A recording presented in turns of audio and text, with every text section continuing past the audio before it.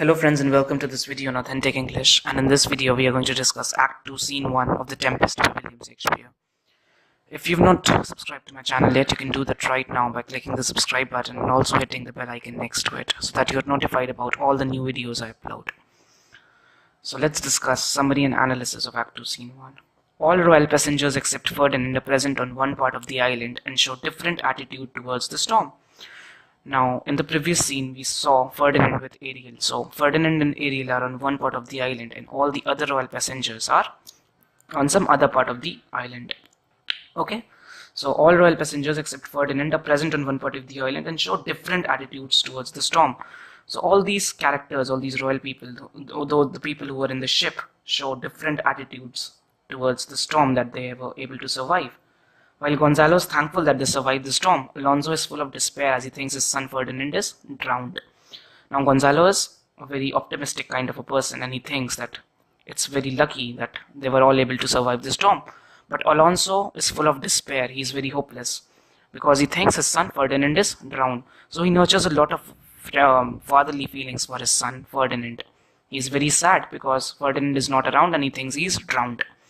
Sebastian and Antonio reveal their non-serious nature, and Sebastian and Antonio show that they are very incapable characters, okay? They show that they are very non-serious, very frivolous.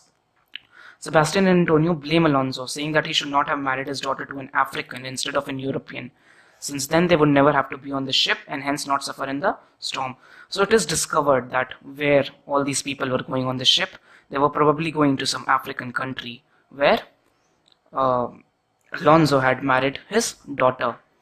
Okay, so Sebastian and Antonio are blaming Alonso that you should have married your daughter here in Europe only, so that we did not have to go so far on a voyage to Africa. Okay, since then they would never have to be on the ship and hence not suffer in the storm. So this is what is said by Sebastian and Antonio. They are blaming Alonso, who is very sad about his son.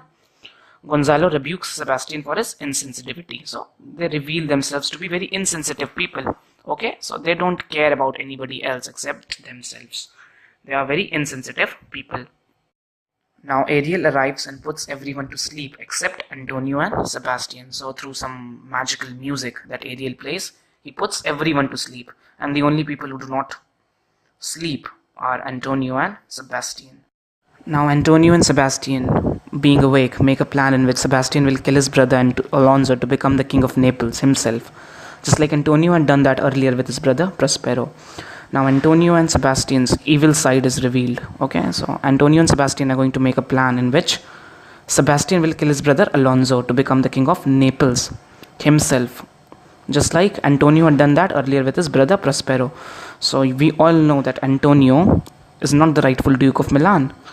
Prospero is the rightful Duke of Milan, and Antonio, usurped power from Prospero. And now Antonio is suggesting to Sebastian that he can kill his brother Alonso and become the king of Naples himself. So you can see that these people are extremely evil. In fact, Antonio is the most evil character here. He is in fact, forcing Sebastian to execute this plan. Although Sebastian hesitates in doing so, Antonio urges there will be no problem. So Antonio is the driving force behind this evil plan. They move to kill the sleeping king, and then they draw their swords and move to kill the sleeping Alonso. However, Ariel intervenes and awakens Gonzalo just in time, and the murder is prevented. Now you know that everything is being watched by Prospero. Now the spirit of Prospero, Ariel, comes and intervenes, and he wakes up this sleeping king. He wakes Gonzalo up just in time and the murder is prevented. Okay, so if he did not wake him up, they would definitely have killed the king. Antonio makes up a false story to explain why they drew the swords, saying they heard noise from bulls and lions. So you can see that he is such a bad character. He is making a false story now to tell that, they drew the swords because they heard the noise from bulls and lions. Alonso trusts his brother and all of them exit in search of Ferdinand. And now Alonso is, very trusting of his brother. At least we can see that Alonso is a good king in certain aspects. He trusts his relatives. He loves his son and also trusts his brother, and all of them exit in search of Ferdinand. So this was the summary of Act 2 Scene 1. Now a short analysis. Good and bad characters are distinguished. Alonso deeply cares for his son, and although Alonso may not be a very good person, but he deeply cares for his son and also trusts his brother. Gonzalo's character is revealed. He is shown to be an optimistic man as he is thankful for being safe in the storm. So Gonzalo is a very optimistic person. Gonzalo wants an utopian world where everyone is happy if he shall be the king there. He also somewhere wants to be a king. Now when Gonzalo comes on the island, he says that if he rules on this island, he will rule as in a sense that every creature of the island is happy. So he wants a utopian world where everything is perfect. And he also has this secret desire somewhere in his mind of being a king. But Gonzalo is never going to take any evil actions like killing the king to become himself the king, like Antonio or Sebastian. He just nurtures this idea but can never do anything evil to execute his plans. He somewhere wants to be a king. It's not clearly stated that he is power hungry or anything like that. Antonio and Sebastian are bad people and cruel. Okay, so Antonio and Sebastian are clearly bad people. They are cruel. Sebastian lacks brotherly feelings for Alonso. They plot to murder the king, which was considered an act of going against God. So murdering a king was like murdering God. At that time, when Shakespeare wrote, the power of king was very important. The king was considered like a representative of God on earth.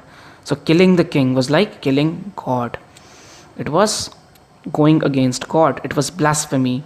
Okay, so it was a big sin. But in spite of that, they are deciding to murder the king just for the sake of, power. So they are very power hungry people, very greedy, bad. Also, they don't realize that they are stranded on an island and can even die. Okay, so they don't realize the possibility of dying on this island. What will they do then by becoming the king? Okay, so if they die on this island, what will they get by becoming the king? Because they are far from the land where they can rule. Ultimately, Prospero is controlling everything to his divine powers. But ultimately, everything on this island is being controlled by Prospero. He's overseeing everybody's plans. He's seeing how everybody is performing. But a bigger irony is that Prospero is not God himself. Okay, so this was an analysis of Act 2 Scene 1, and a video of Act 2 Scene 2 is coming soon. Thank you for watching, guys.